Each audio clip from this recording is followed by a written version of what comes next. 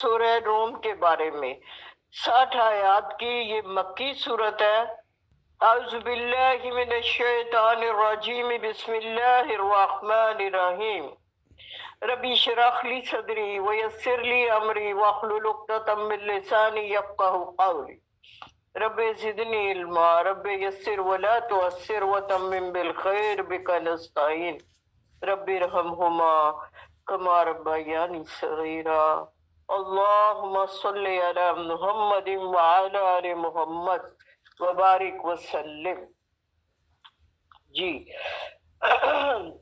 60 آیات کی مکی صورت، جس میں جو اللہ کی نشانیوں کا ذکر اور اس سے پہلے دو بڑی اس زمانے کی سلطنتوں کی باہمی کشمکش میں رومیوں کی فتح کا ذکر۔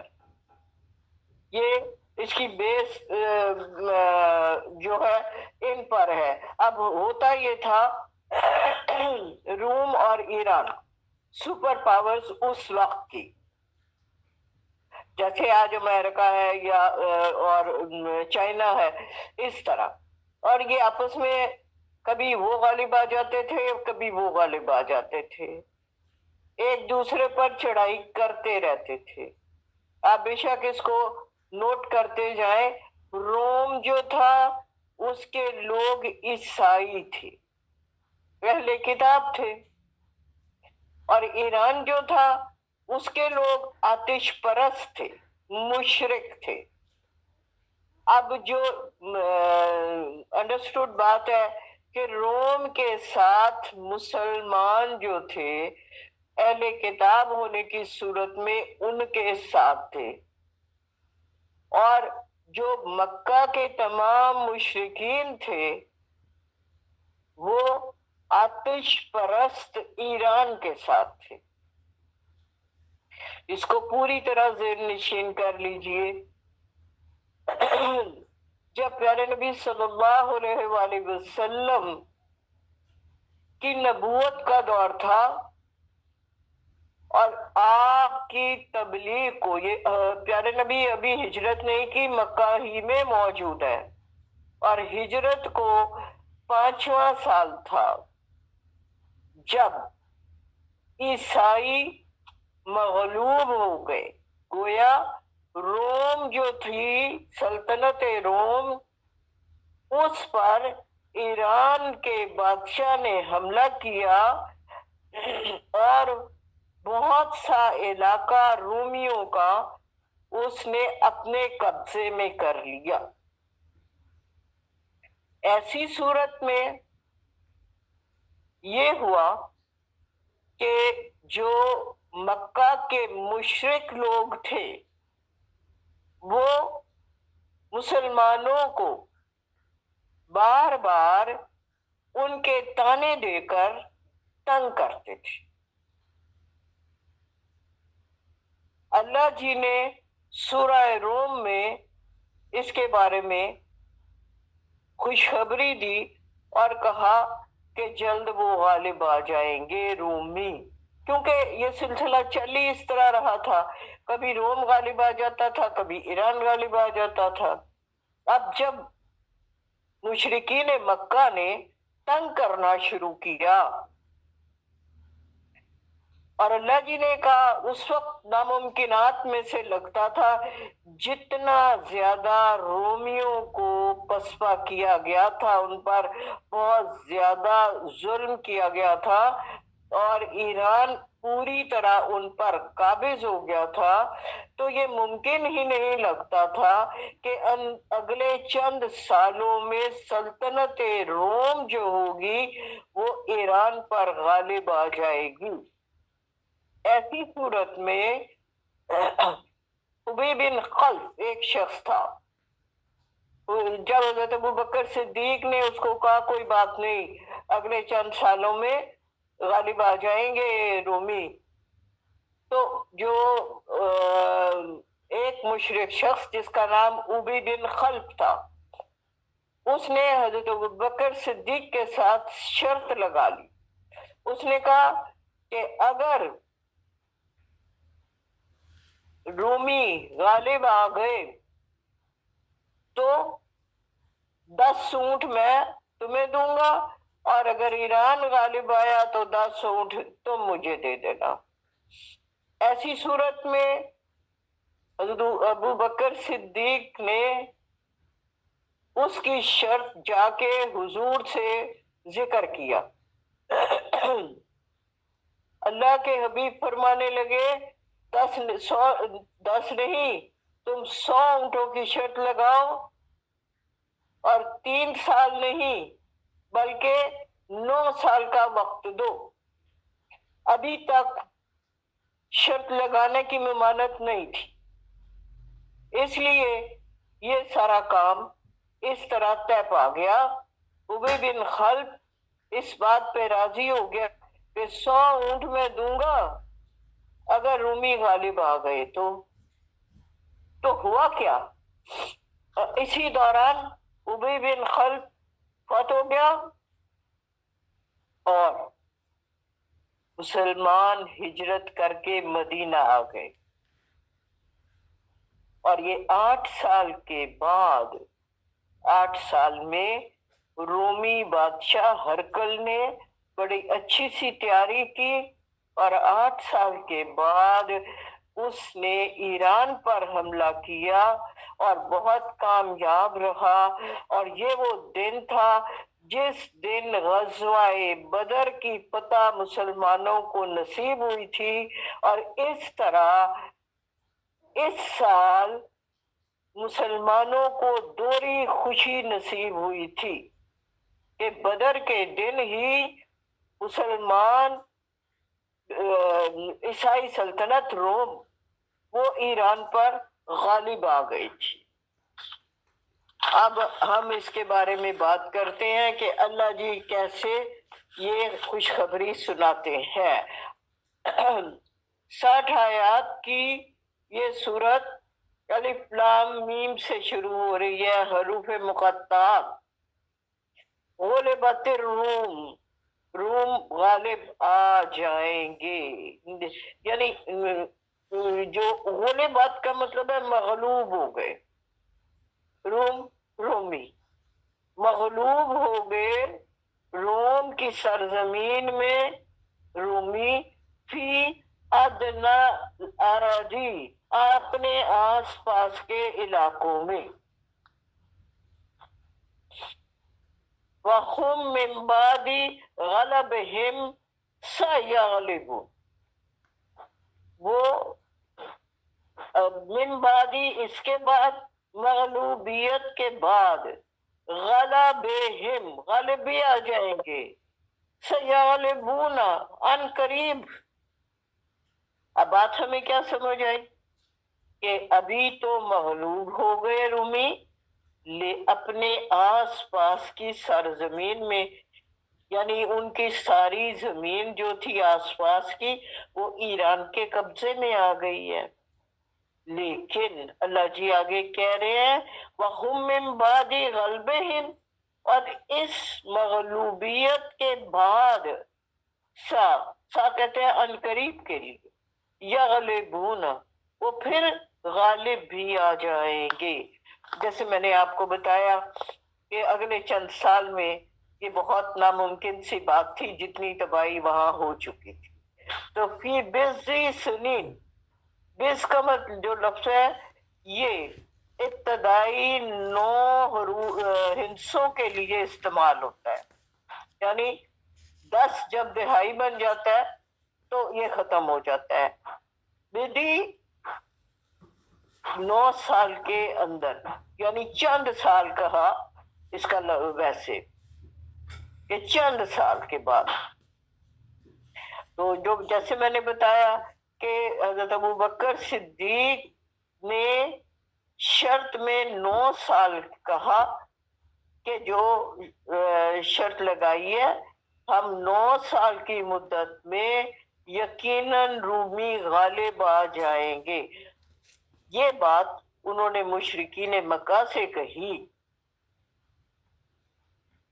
تو جو تھا ابی بن خلف وہ مان گیا اس بات کو کہ ٹھیک ہے میں 100 اونٹ دوں گا، ایسا کچھ نظر نہیں آ رہا. للہ الامر من قبل ومن بعد. اور پھر ساتھ دیکھیے اللہ ہی کا حکم اور اختیار ہے، پہلے بھی اسی کا تھا اور بعد میں بھی اسی کا ہوگا. جو کچھ ہوا وہ سب اللہ کے حکم سے ہوا. فرما روائی تو ہر حال میں اللہ ہی کی ہے، جس کو چاہے پہلے فتح دے دے، جس کو چاہے بعد میں دے دے، جب جس کو چاہے فتح یاب کر دے.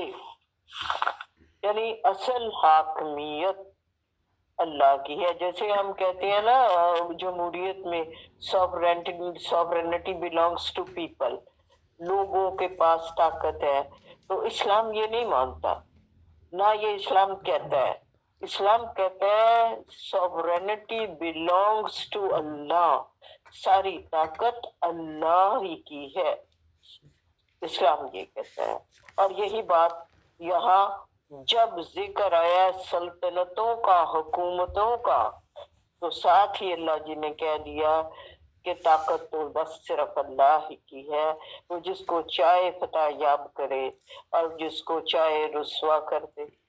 وَيَوْمَئِذٍ يَفْرَحُ الْمُؤْمِنُونَ، اور اس دن اہل ایمان، وَيَوْمَئِذٍ اس روز، یفرح سے خوشی میں، المومنون مومنون ہوں گے. یعنی آج تو عیسائی مغلوب ہو گئے ہیں اور مسلمان ان کے ساتھ ہیں، لیکن آنے والے وقت میں ایک دن ایسا ضرور آئے گا چند سالوں میں جب مومنین خوشیاں منا رہے ہوں گے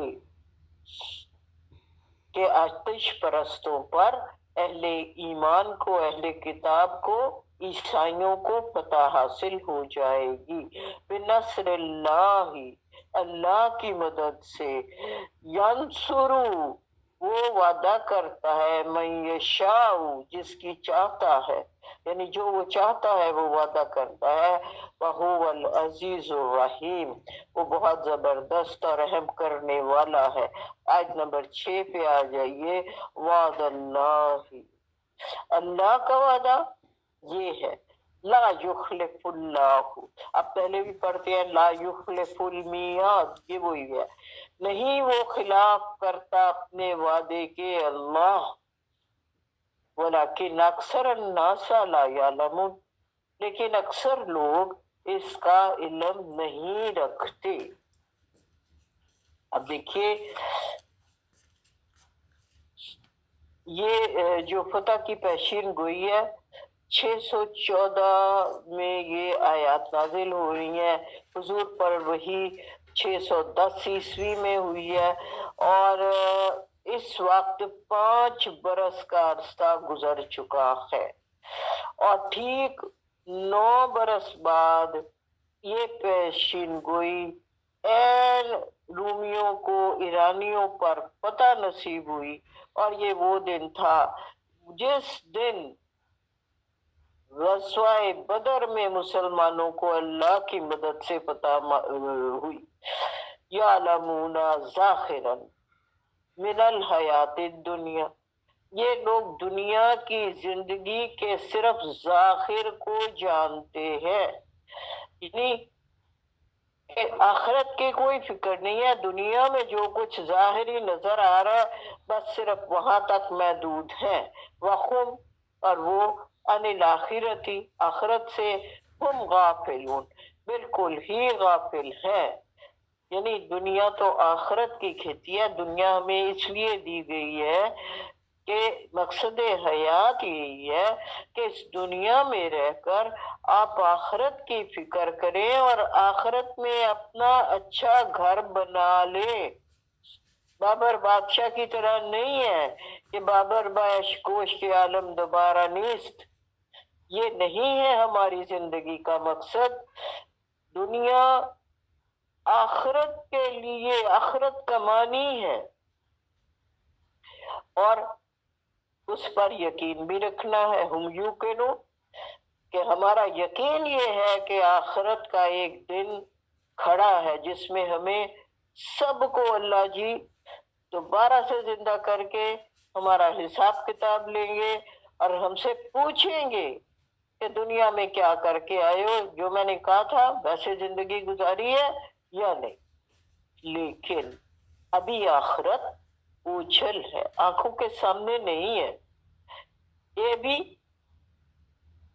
ایمان بالغیب ہے۔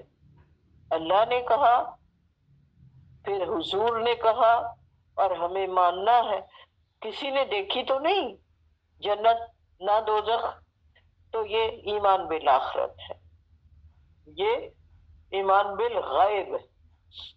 اولم یتفکروا فی انفسہم، تو کیا یہ لوگ اپنی ذات میں غور نہیں کرتے؟ اب آپ نے دیکھنا ہے یہاں سے اللہ تعالی اپنی نشانیاں گنانے لگے ہیں کہ یہ نشانیاں ہیں، اگر تم غور کرو تو اللہ کی ذات تمہیں واضح طور پر سامنے اپنے نظر آئے گی، گو کہ وہ لاکھ پردوں کے پیچھے ہے، مگر پھر بھی اس کے وجود کا ادراک آپ کے اندر بھی موجود ہے اور پتے پتے میں موجود ہے۔ ما خلق اللہ السماوات والارض وما بینہما، جو کچھ بھی نہیں پیدا کیا آسمانوں میں اور زمین میں اور جو کچھ ان دونوں کے درمیان ہے، وما بینہما، دونوں کے درمیان جو، الا بالحق، سوائے حق کے کچھ نہیں، وَأَجَلٍ مُّسَمًّى، اور ایک مقررہ وقت تک کے لیے ہے۔ یہ اللہ جی کیا کہہ رہے ہیں کہ یہ وہ حقیقت ہے کہ جو زمین و آسمان اور اس کے درمیان تمام چیزیں بنائی گئی ہیں صرف اللہ کی ذات نے بنائی ہے، اور ایک مخصوص مقرر وقت تک ہے۔ اگر کسی میں چشم بصیرت موجود ہے تو یہ کائنات کا نظام دیکھ کر آپ کو سمجھ نہیں آتی یہ سارا کچھ تو رب نے ہی بنایا ہے۔ اور سورہ آل عمران میں ہم نے اس کو ایسے پڑھا تھا، ربنا ما خلقت ھذا باطلا، اللہ نے کچھ بھی عبث پیدا نہیں کیا۔ آگے آ جائیے، وَإِنَّا كَثِيرًا، اور اس میں زیادہ تر من الناس، لوگ، بلقاء ربہم، ملاقات کی اپنے رب سے، لکافرون، منکر ہیں۔ اس سب دیکھنے کے باوجود کہ زمین و آسمان کا مالک رب ہے، اسی نے تخلیق کیا، جانتے ہوئے بھی سارے زیادہ تر لوگ آخرت کے دن کے منکر ہیں۔ بلقاء ربہم، رب سے ملاقات کب ہونی ہے؟ روز قیامت۔ تو اس دن کے منکر ہیں۔ اولم یسیروا فی الارض، کیا نہیں، سیرو سے یاد رکھے چلتے پھرتے، سیر کرتے، گھومتے پھرتے، فی الارض، زمین میں، فینظروا، اور نہیں دیکھا کیفا، کیسا، کانا ہو، عاقبت، انجام، الذین، ان سے پہلے، من قبلہم، جو پہلے تھے، یعنی قوم سمود، قوم عاد، اسی طرح فرعون، مخصوب قوم نوح، یہ سارا علاقہ عرب کا ہے جہاں پر یہ تمام قوموں کی بربادی کے نشان موجود ہیں۔ تو یہ اللہ پاک پوچھ رہے ہیں، اولم، پہلے آ گیا، کیا وہ نہیں دیکھتے؟ یسیرو نہیں، یسیرو چلتے پھرتے، گھومتے پھرتے، سیر کرتے ہیں، پھر لڑ وَيَنْظُرُوا کیفا، کیسا انجام ہوا، عاقبۃ الذین، پہلے لوگوں کا، من قبلہم، جو ان سے پہلے تھے، قانو تھے، اشد منہم قوۃ، ان سے زیادہ شدید وہ طاقت میں، وآثاروا الارض، انہوں نے زمین کو کاشت کیا، وَعَمَرُوهَا أَكْثَرَ، اور اس کو زیادہ آباد کیا، مما عمروها، اور انہوں نے آج سے، یعنی آج سے بڑھ کے اس کو آباد کیا تھا، یعنی وہ قومیں آج جو قومیں ہیں ان سے کہیں زیادہ طاقتور تھیں، جسیم بھی تھیں، اور ان کے پاس وسائل بھی بہت تھے، انہوں نے زمینیں بھی کاشت کی۔ آج اگر مسلمان یا مشرک مکہ یہ سمجھ رہا ہے کہ ہم بہت طاقتور ہیں تو یہ ان کی بھول ہے۔ قوم عاد اور قوم سمود بڑے جسیم، بہادر، پہاڑوں کو کاٹنے والے اور اس میں کاٹ کاٹ کے خوبصورت گھر بنانے والے، اور یہاں انہوں نے کہا کہ زمینوں کو آباد کیا انہوں نے بہت، ان کے پاس بہت مال و دولت بھی تھا، جسمانی قوت بھی تھی اور مال متاع بھی بہت تھا۔ وَجَاءَتْهُمْ رُسُلُهُمْ، ان کے پاس آئے ہمارے رسول بالبینات، روشن نشانیاں لے کے، وَمَا كَانَ اللَّهُ، اور نہیں ہے اللہ، لِيَظْلِمَهُمْ، کہ وہ ان پر ظلم کرتا، لیکن قانو تھے انفسہم، وہ نفسوں پر، یظلمون، اپنے ظلم کرنے والے۔ 10 نمبر آیت، ثم کان عاقبۃ الذین آساؤا والسوء، پھر ان لوگوں کا انجام جنہوں نے بری روش اختیار کی، بہت سوا، بہت ہی برا ہوا۔ آپ سب یہ مغصوب قوموں کے قصے پڑھ رہے ہیں، 6 مغصوب قوموں کے قصے، تو اللہ جی کہہ رہے ہیں کہ سب کا انجام بہت برا ہوا۔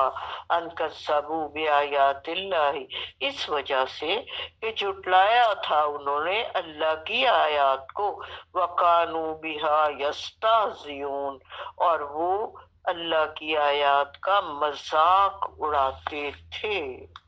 11 نمبر آئے، اللہ یبدأ الخلق ثم یعیدہ، اللہ ہی یبدأ پہلی بار، خلق تخلیق کرتا ہے، ثم پھر یعیدہ دوبارہ بھی وہی تخلیق کرے گا۔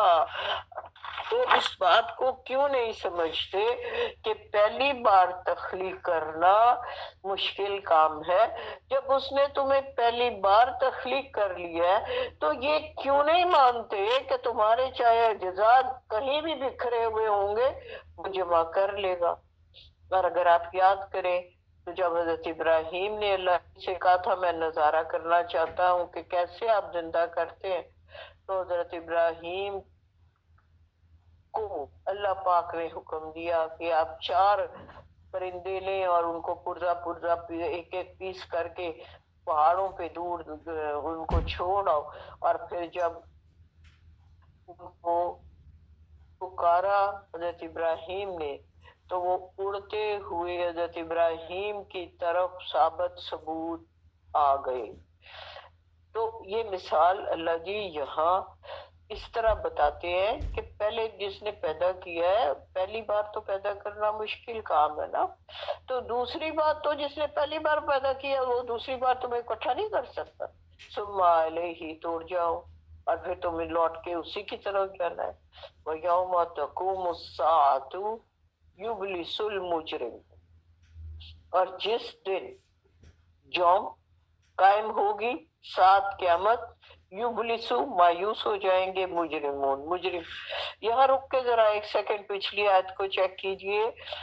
اللہ نے تو اپنے نبیوں کو یہ معجزہ دے دیا، حضرت عیسیٰ کو، کہ وہ مردے کو زندہ کر سکتے، تو کیا وہ خود یہ نہیں کر سکتا کہ ساری کائنات کے لوگوں کو دوبارہ سے زندہ کرے؟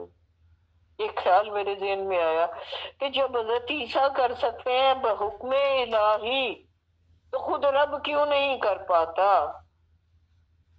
ایسا نہیں ہے، یعنی یقین دلانے کے لیے ہمیں یہ کہا جا رہا ہے کہ تم ضرور سمجھ لو اس بات کو، ہے مشرکین مکہ اور کافروں، یہ بات جان لو کہ وہ اللہ کی نشانیوں میں سے یہ ایک نشانی ہے کہ اس نے تمہیں پیدا کیا ہے، کائنات کو پیدا کیا ہے، آسمان و زمین کو بنایا ہے، تو پھر وہ مرنے کے بعد کیسے نہیں دوبارہ اٹھا سکتا۔ ابھی پیچھے آپ نے آیت پڑھی ہے کہ ظاہر پہ ان کی توجہ ہے صرف، تو اللہ جی یہ سمجھا رہے ہیں ظاہر پہ حالی مت رہو، تمہاری توجہ اگر ظاہر پہ ہے تو اس کے پیچھے بھی ایک دنیا ہے، اور آپ کو اس دنیا میں رہ کے اس دنیا میں جانا ہے جو غائب میں ہے۔ ظاہر میں ایک دنیا تمہیں نظر آ رہی ہے، تمہیں تو بس ساری اس کی خوشیاں اور اس کی چیزیں چاہیے، لیکن ایک وہ دنیا جو غائب میں موجود ہے، اصل حقیقی ابدی لافانی زندگی وہ ہے۔ اور یہ ایک امتحان میں تمہیں بھیجا گیا ہے کہ پیپر دو، پھر اس پیپر تیاری کرو، پہلے پھر پیپر دو، پھر اس کے بعد اپنے لیے چاہے جنت منتخب کر لو چاہے دوزخ، کہ لوٹ کے تمہیں اسی کی طرف جانا ہے۔ آیت نمبر 12 پہ آ جائیے کہ مجرم اس دن مایوس ہو جائیں گے، تو پھر وَلَمْ يَكُنْ لَهُم مِّن شُرَكَائِهِمْ شُفَعَاءُ وَكَانُوا بِشُرَكَائِهِمْ كَافِرِينَ، تو نہیں وہ سفارش کرنے والے ان کے وہ لوگ جن کو وہ شریک ٹھہراتے تھے رب کے ساتھ، اور وہ خود بھی ان شریکوں کا انکار کر دیں گے جب وہ دیکھیں گے کہ جن سے انہیں امیدیں وابستہ کی ہوئی تھی وہ ان کی کسی قسم کی کوئی مدد نہیں کر رہے، تو وہ ان کے منکر ہو جائیں گے۔ یہ بات قرآن میں بہت سی جگہوں پہ ہمیں بتائی سمجھائی گئی ہے۔ ابھی ریسنٹلی سورہ مائدہ آپ نے پڑھی تھی، تو اس میں کیا کہا تھا اللہ جی نے کہ دنیا کی ساری دولت اور اسی طرح کی اتنی اور بھی ہو جائے تو اگر یہ فدیہ میں دیں گے کہ ان کو عذاب سے رہائی مل جائے تو نہ قبول کیا جائے گا ان سے۔ تو اور بھی بے شمار جگہوں پہ قرآن میں یہ بات کہی گئی ہے کہ کوئی اس دن آپ کا ساتھ دینے والا نہ ہوگا۔ آگے کہا وَيَوْمَ تَقُومُ السَّاعَةُ، وہ روز جس دن قیامت قائم ہوگی، يَوْمَئِذٍ يَتَفَرَّقُونَ، فرق ڈال دیا، الگ الگ کر دیا جائے گا، کوئی بھائی بہن کا، کوئی بھائی بہن کی، کوئی ماں باپ، اولاد بچے، کوئی کسی کا ساتھ نہیں دے گا۔ اور حدیث شریف میں آتا ہے نفسا نفسی کا عالم ہوگا۔ آیت نمبر 15 پہ آ جائیے فَأَمَّا الَّذِينَ، اور وہ لوگ آمنو جو ایمان لائے، وَعَمِلُوا الصَّالِحَاتِ اور صالح اعمال کیے، فَهُمْ فِي رَوْضَةٍ يُحْبَرُونَ، ایک خوبصورت باغ میں خوش و خرم ہوں گے، کر دیے جائیں گے یا ہوں گے۔ وَأَمَّا الَّذِينَ كَفَرُوا، اور وہ لوگ جنہوں نے کفر کیا، کذبوا بآیاتنا، ہماری آیات کو جھٹلایا، لقاء الآخرۃ، اور جھٹلایا آخرت کی ملاقات کو، فَأُولَئِکَ فی عذاب محضرون، ایک عذاب میں پکڑے ہوئے ہوں گے، حاضر ہوں گے۔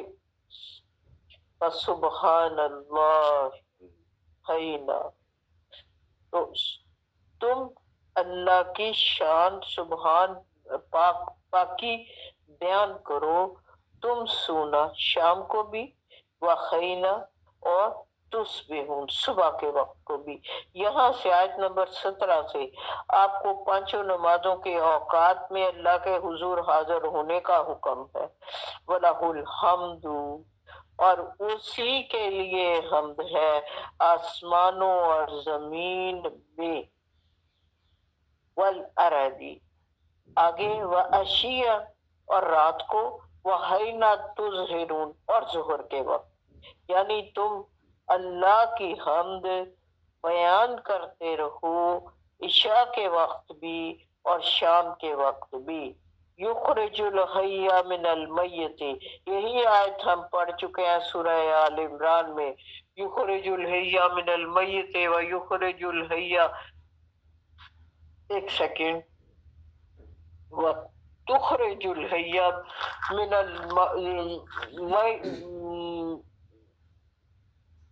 بتاتی ہوں ابھی، اکٹھا کروں اس بات کو، اس میں مکسڈ کر رہی ہوں۔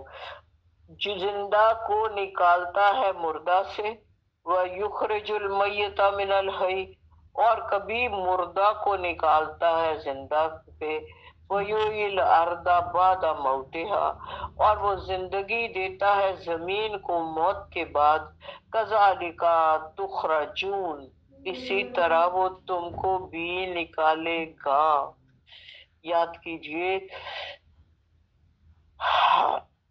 کہ اللہ پاک کیا کہہ رہے ہیں، کہ جس طرح وہ جاندار مرغی میں سے بے جان انڈا پیدا کر دیتا ہے اور کبھی بے جان انڈے میں سے چوزا نکال دیتا ہے تم کو، اور پھر مردہ زمین کو بارش کر کے اس میں سے نباتات نکال دیتا ہے، اسی طرح جب پکار آئے گی تو اللہ تعالیٰ تمہیں زمین سے نکال لے گا۔ تخرج الحی من المیت و تخرج المیت من الحی و ترزق من تشاء بغیر حساب، یہ ہم نے سورہ آل عمران میں پڑھا تھا۔ آگے دیکھتے ہیں آیت نمبر 20 میں اللہ جی کیا کہہ رہے ہیں۔ اب نشانیاں اور اللہ جی بتانے لگے ہیں اس کی ذات کے عرفان کی۔ وَمِنْ آیَاتِهِ أَنْ خَلَقَكُم مِّن تُرَابٍ، اور اس کی آیات نشانیوں میں سے ہے کہ اس نے خلقکم، تمہیں تخلیق کیا ہے، من تراب، مٹی سے، ثم پھر، اذا انتم بشر تنتشرون، تم انسان بن گئے اور زمین میں پھیلا دیے گئے۔ یہ بھی اس کی نشانی ہے کہ خلقکم من انفسکم ازواجا، تمہارے لیے اس نے تمہارے جیسا زوج پیدا کیا، ولا تسکنوا الیہا، تاکہ تم اس سے سکون حاصل کرو۔ رک کے ذرا سوچئے کتنے جوڑے ایسے ہیں جو ایک دوسرے کے لیے باعث سکون ہوتے ہیں۔ اللہ نے جوڑے اس لیے بنائے ہیں کہ اپنی دونوں کی ذات کو سکون ملے۔ کہیں عورت کو سکون نہیں، کہیں مرد کو سکون نہیں، تو اس آیت پہ غور کرنا چاہیے کہ مجھے بنایا اس لیے گیا کہ میں اپنے زوج کو سکون دوں۔ عورت کو بھی اور مرد کو بھی ایسے سوچنا چاہیے کہ ہمیں اللہ نے اس لیے بنایا ہے کہ ہم اپنے زوج کے لیے باعث سکون ہوں۔ جب ہم اس طرح سوچتے ہیں تو بہت ساری مشکلات کا حل نکل آتا ہے۔ وَجَعَلَ بَيْنَكُمْ مَوَدَّةً وَرَحْمَةً، اور بنا دی اس نے تمہارے درمیان محبت اور رحمت۔ إِنَّ فِي ذَلِكَ لَآیَاتٍ لِقَوْمٍ یتفکرون، اس میں بھی نشانیاں ہیں کس کے لیے؟ جو غور و فکر کرتے ہیں۔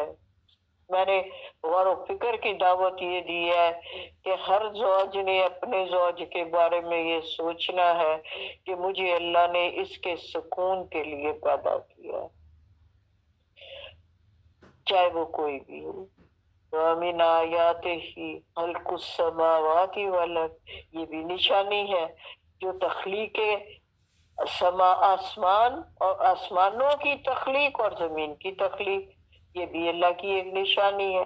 وَاخْتِلَافُ، اور مختلف جو ہیں، أَلْسِنَتِكُمْ، تمہارے زبانیں، وَأَلْوَانِكُمْ، اور تمہارے رنگ، یہ بھی ایک اللہ کی نشانی ہے کہ اس نے مختلف رنگوں اور مختلف زبانوں کے کو دنیا میں رہنے والوں کو عطا کر دی ہے۔ کوئی سیاہ ہے، کوئی سفید ہے، کوئی سرخ ہے، کوئی زرد ہے، یہ سب اللہ کی نشانیاں ہیں۔ ان فی ذلک لآیات للعالمین، یقیناً یہ نشانیاں ہیں ان لوگوں کے لیے جو علم رکھتے ہیں، غور و فکر کرتے ہیں، اور ظاہر غور و فکر سے پہلے علم ہوتا ہے، علم لیتے ہیں پھر اس پہ غور و فکر ہوتا ہے۔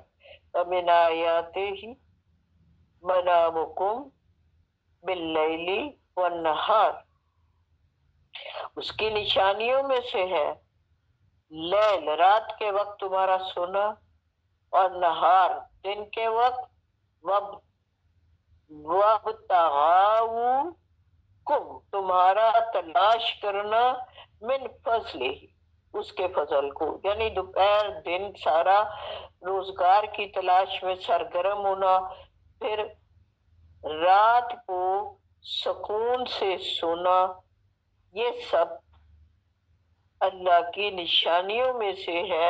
اللہ نے زندگی کو بنا اس طرح دیا ہے کہ دن تلاش معاش میں گزارو اور رات سکون میں سو کر۔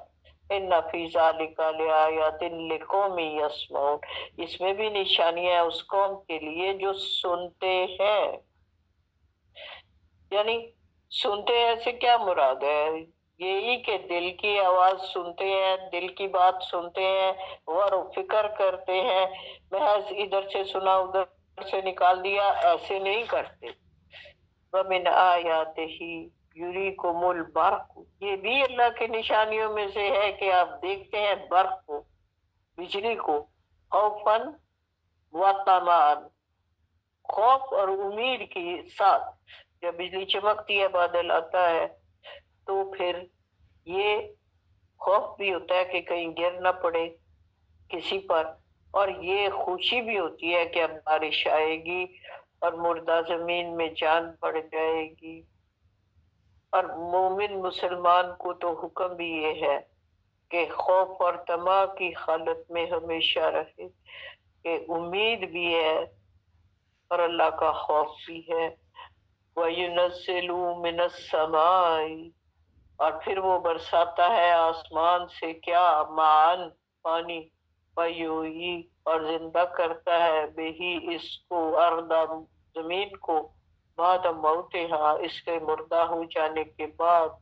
ان فی ذلک لآیات لقوم یعقلون، اس میں نشانیاں ہیں عقل والی قوم کے لیے۔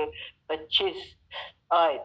ومن آیاتہ ان تقوم السماء والارض بامرہ، اور اس کی نشانیوں میں سے ہے کہ زمین و آسمان اسی کے حکم سے ہے۔ اب دیکھیے نظام شمسی، آسمانوں کا تمام نظام، چاند سورج ستاروں کا دن کا نکلنا رات کا آنا، اس کے علاوہ تمام اجرام فلکی، ایک لام انتہائی نظام، یہ سب اللہ کی واضح نشانیوں میں سے ہیں۔ ثم پھر اذا جب دعوکم پکارے گا، دعوتن ایک زور پکار سے، ایک ہی بار، من الارض زمین سے، اذا ان تم پھر تم تخرجون نکل پڑو گے، یعنی قیامت کے دن اللہ تعالیٰ جب کن فیکون کا ظہور ہوگا تو اس کے ایک ہی حکم سے پوری نسل انسانی زمین سے باہر نکل کر اللہ کے حضور حاضر ہو جائے گی۔ وَلَهُ مَنْ فِي السَّمَاوَاتِ وَالْأَرْضِ، اور اسی کا ہے جو کچھ آسمانوں اور زمین میں ہے۔ وَكُلٌّ لَهُ قَانِتُونَ، اس لیے کیا ہے کرنا سب کو اسی کی فرما برداری میں رہنا ہے، اسی کا تابع فرمان ہو کے رہنا ہے۔ اتنی نشانیاں تم نے دیکھ لی ہیں نا، یہ ساری کی ساری اللہ کی نشانیاں، تو پھر تمہیں بھی اسی کے حکموں کے تابع چلنا ہے۔ وَهُوَ الَّذِي يَبْدَأُ الْخَلْقَ، وہ جس نے پہلی بار تخلیق کیا، ثم پھر یعیدہ دوبارہ بھی وہی، وَهُوَ أَهْوَنُ عَلَيْهِ، اور اس کے لیے یہ بالکل آسان ہے، مشکل نہیں ہے۔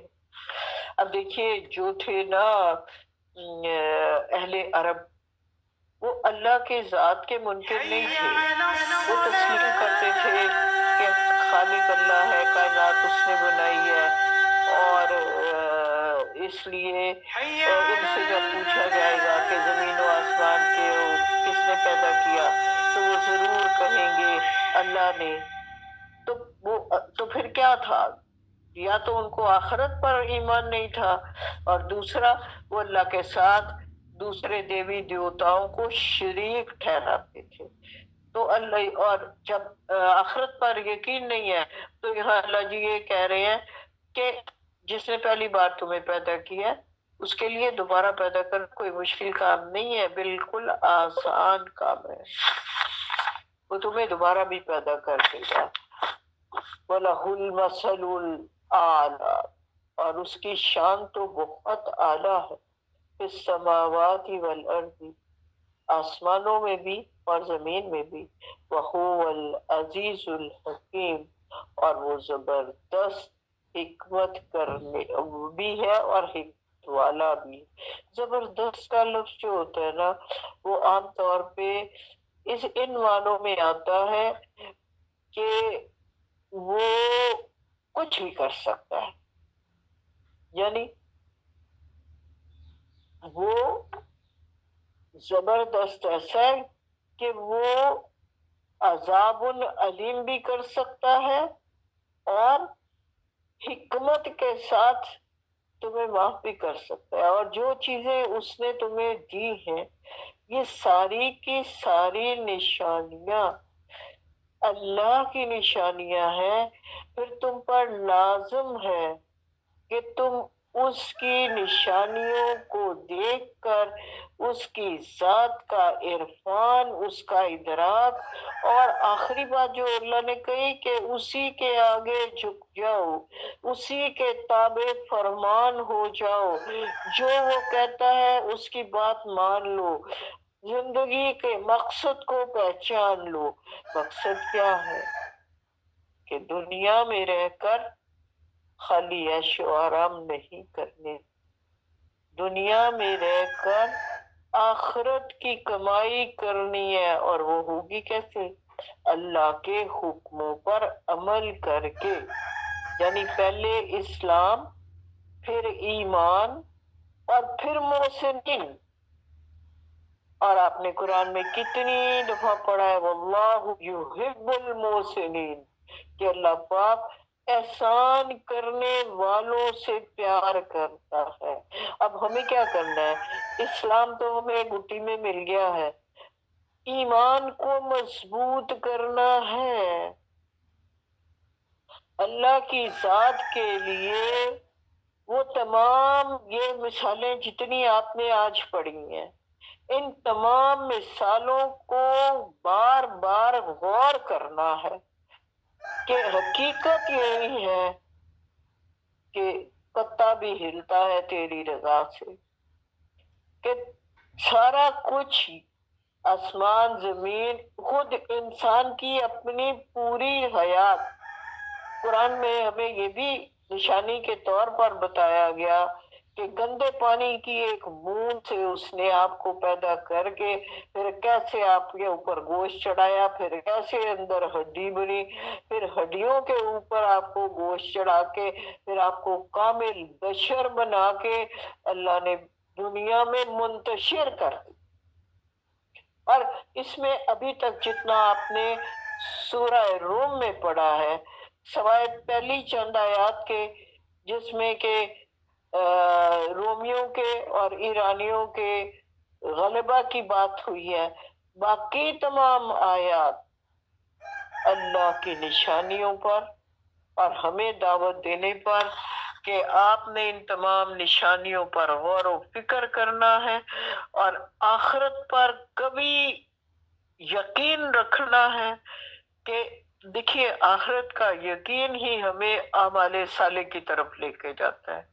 اگر ہمارا آخرت پہ یقین نہیں ہے تو ہم صالح اعمال کی طرف جا ہی نہیں سکتے۔ گویا یہ سب آپس میں جڑے ہوئے ہوتے ہیں، اور اسی طرح ہم جب اسلام قبول کر کے ایمان کو مضبوط کرتے ہیں اور اعمال صالح کی طرف جاتے ہیں تو پھر احسان کے درجے تک پہنچ جاتے ہیں اور اللہ تعالیٰ کو پیارے ہو جاتے ہیں۔ اللہ ان کو محبوب رکھتا ہے جو احسان کے درجے پر انسان ہوتے ہیں، وہ اللہ کے پیارے ہوتے ہیں، اللہ کے محبوب ہوتے ہیں۔ تو الحمدللہ الحمدللہ اللہ پاک اس رمضان کے حوالے سے ہمیں محسنین بننے کی توفیق دے۔ ایک ضروری بات یہاں اور کہتی چلوں کہ کیا کہا پیارے نبی صلی اللہ علیہ وآلہ وسلم نے کہ جس شخص نے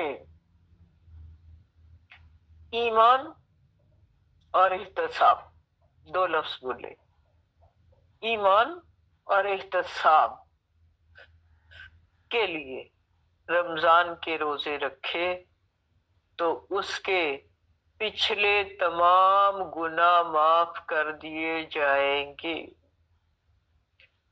اب کرنا کیا ہے؟ ہمیں ایمان کو مضبوط کرنا ہے۔ وہ کیسے ہوگا؟ اس کے لیے ہمیں کیا کرنا پڑے گا؟ اپنے آپ کو ہلا کے یہ جتنی آپ نے نشانیاں اللہ کی ذات نے آپ کو بتائی ہیں ان کو یاد کرنا ہے، اور یاد کرنے کے بعد پختہ عزم کرنا ہے یقیناً یقیناً وہ میری شرک سے بھی زیادہ قریب ہے اور میرے ہر عمل پر نگاہ رکھے ہوئے ہے، اور احسان کے درجے تک پہنچنے کے لیے آپ کو یہ مقام حاصل کرنا ہے کہ میری ہر حرکت پر میرے رب کی نظر ہے۔ اس سے بھی اگلا مقام کیا ہے کہ میں اس کو دیکھ رہا ہوں۔ اس کو اقبال نے کیسے کہا تھا؟ خدا بندے سے خود پوچھے بتا تیری رضا کیا ہے۔ یہ ہے محسنین کا مقام۔ تو اللہ تعالیٰ اب کے رمضان میں یہ ساری آیات نشانیاں اپنے ذہن میں رکھیں، اس کو ضرور 2-4 دفعہ پڑھیں اور پھر اپنے ایمان کو مضبوط کیجئے اور پھر عمل صالح پہ آئیے اور اللہ سے محسنین کا درجہ حاصل کر لیجئے، آپ اور میں سب۔ وآخر دعوانا الحمد للہ رب العالمین۔